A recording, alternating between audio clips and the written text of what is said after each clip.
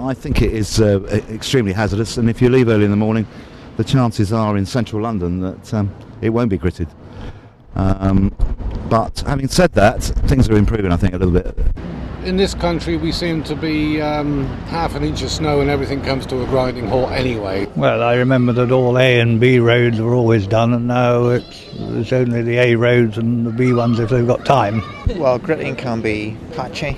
Yeah, I mean, the B roads can be a little bit icy. But I mean, by and large, I think it's quite good. I feel okay on the motorways, but on the country roads it can be quite difficult.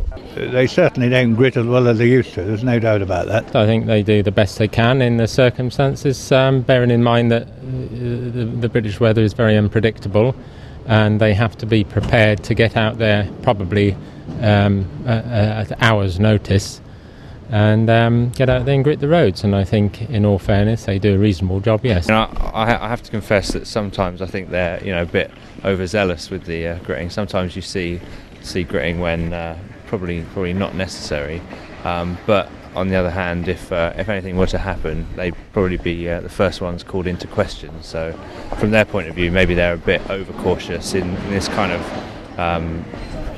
compensation culture.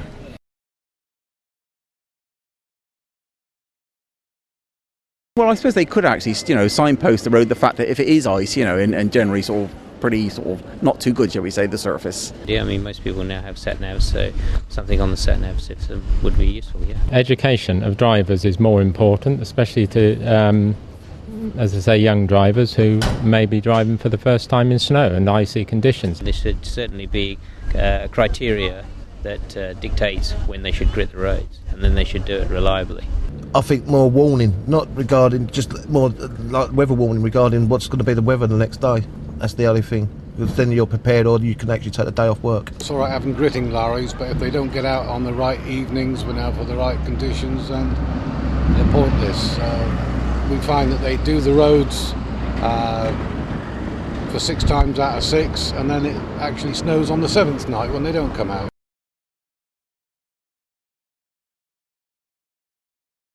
That's a question.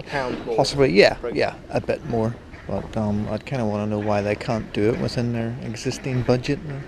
We pay enough already in taxes for all our road services already. We pay enough in vehicle excise, in council taxes and other duties which are constantly being loaded on individuals. No, I think we pay enough tax already. I think we have to make sure we're getting the best value we can for the money we're paying.